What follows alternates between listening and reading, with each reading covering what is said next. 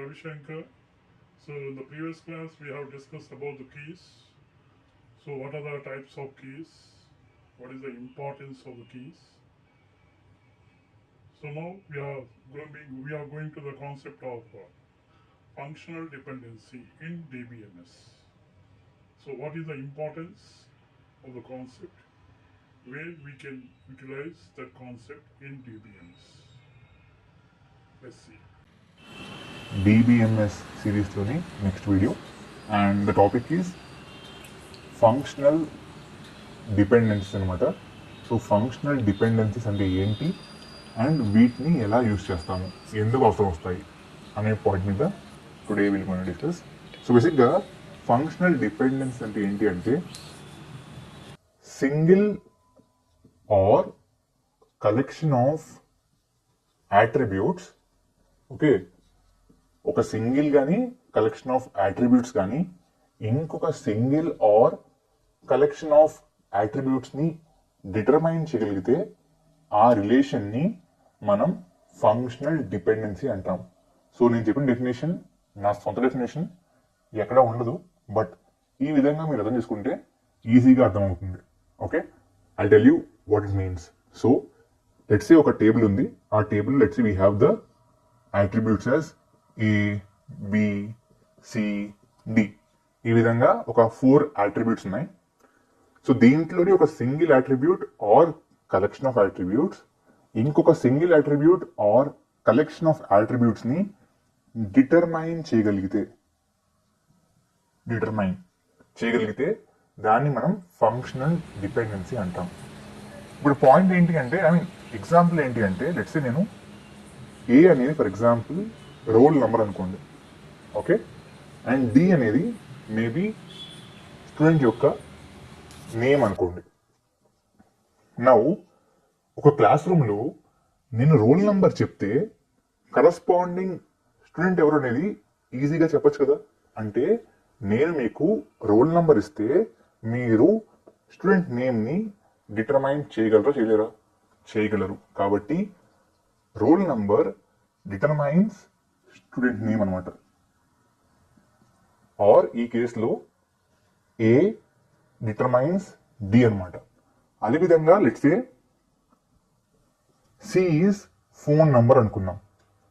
Okay, so now the point is ఒక విద్యార్థికి there can be 2 or 3 phone numbers. Okay, but ఈ 2 or 3 phone numbers single విద్యార్థిదే కావడం వల్ల నేను మీకు ఫోన్ నంబర్ ఇస్తే ఆ ఫోన్ నంబర్కి కరస్పాండింగ్ స్టూడెంట్ యొక్క రోల్ నంబర్ మీరు చెప్పగలరా, చెప్పలేరా? చెప్పగలరు. కాబట్టి again phone number will determine what?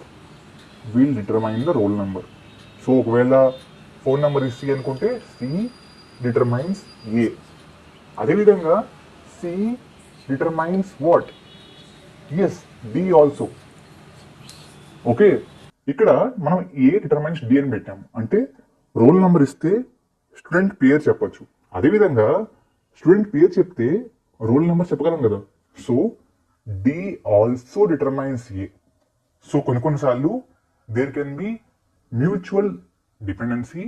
So దాంట్లో భాగంగా ఏంటి అంటే if X determines Y, Y will also determine X అనమాట. Okay, now the point is functional dependence ఏవైతే ఉన్నాయో దే ఆర్ బేసిక్గా డివైడ్ ఇంటూ 2 టైప్స్ అనమాట. First type, second type.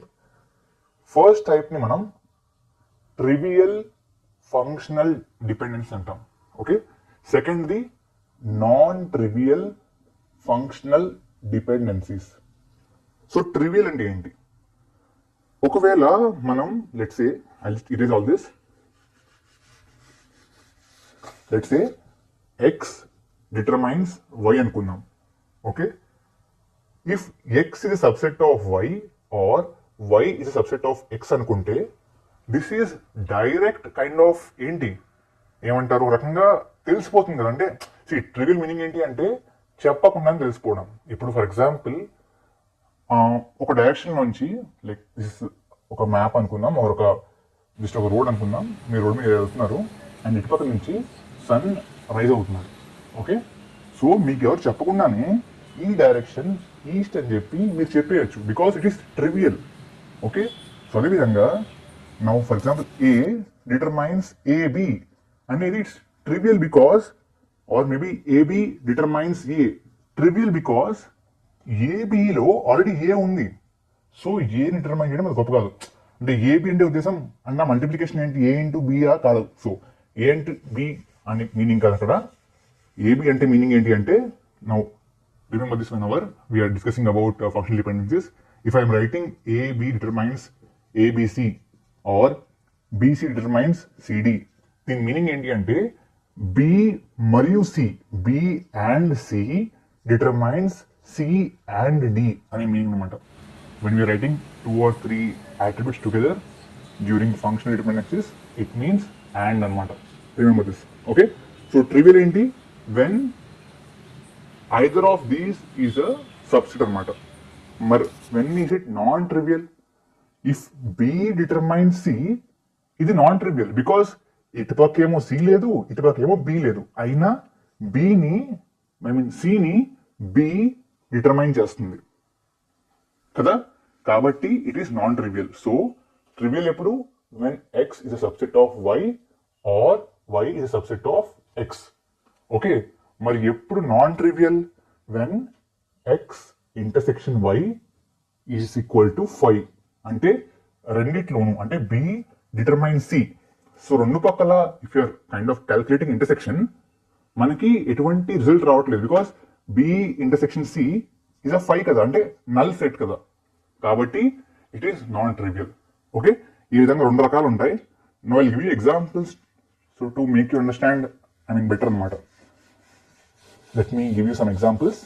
C now let's say we have employee ID and employee name. For example 1 2 3 A B B అనుకోండి. ఇప్పుడు నేను మిమ్మల్ని ఒక question అడుగుతున్నాను, ట్రూ ఆర్ ఫాల్స్ చెప్పాలి మీరు. First the employee ID determines employee name, true or false. Second the employee name determines employee ID. దీంట్లో ఏది ట్రూ ఏది false? Now let's see. First the employee ID చెప్తే ఎంప్లాయీ నేమ్ చెప్పగలమా? So the point is 1 అని చెప్పగలిగిన వెంటనే నేను ఏ అని చెప్పగలను, 2 అని చెప్పిన వెంటనే బి అని చెప్పగలను, 3 అని చెప్పిన వెంటనే మళ్ళీ అగైన్ బి అని చెప్పగలను, కాన్ఫిడెంట్ గా చెప్పగలను. See my point is 2 or 3 రెండింటికి answer is B, employee name is B.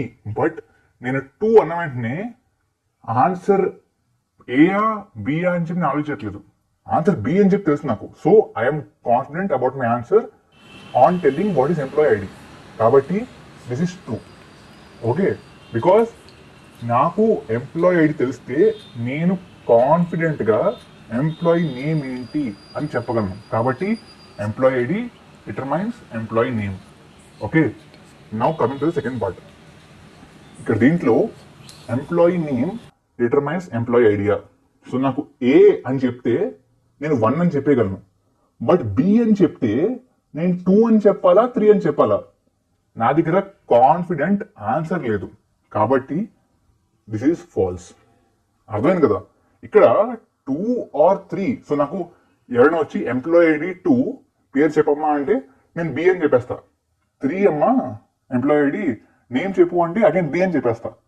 But employee name B, employee ID చెప్పమ్మా అంటే నేను చెప్పలేను బికాస్ 2 అవ్వచ్చు 3 అవ్వచ్చు. Okay, that is why it does not determine.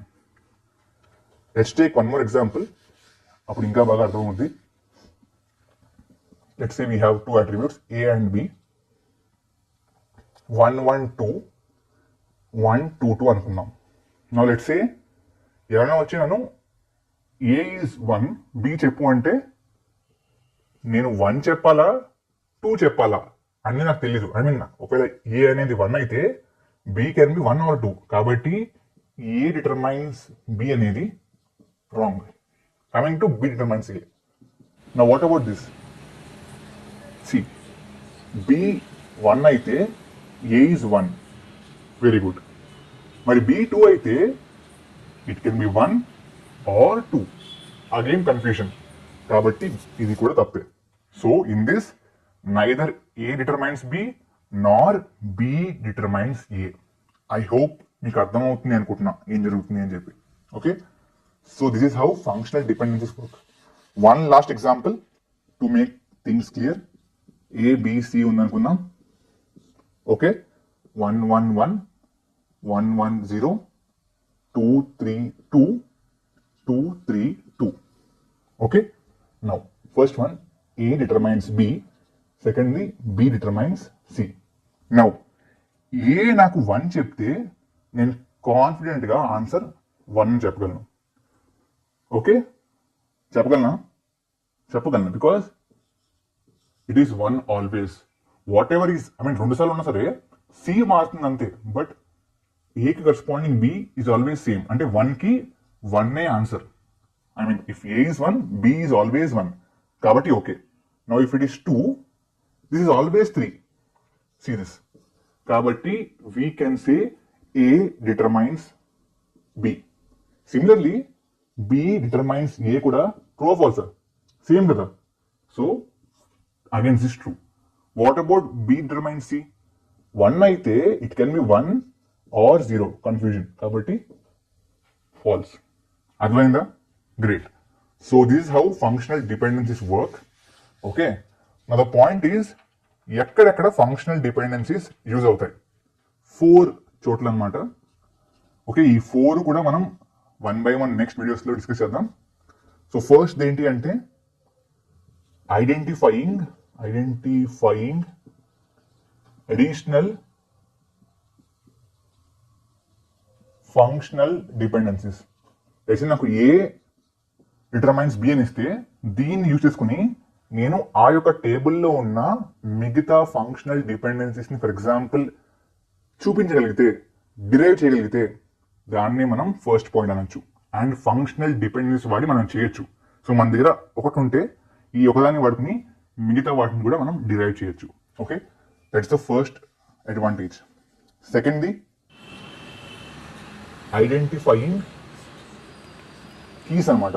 So candidate keys or primary keys మనం identify చేయొచ్చు. ఒకవేళ మనకి ఫంక్షనల్ డిపెండెన్సీ ఇస్తే దాన్ని యూజ్ చేసుకుని ఎలా అనేది విల్ సీ. Next identifying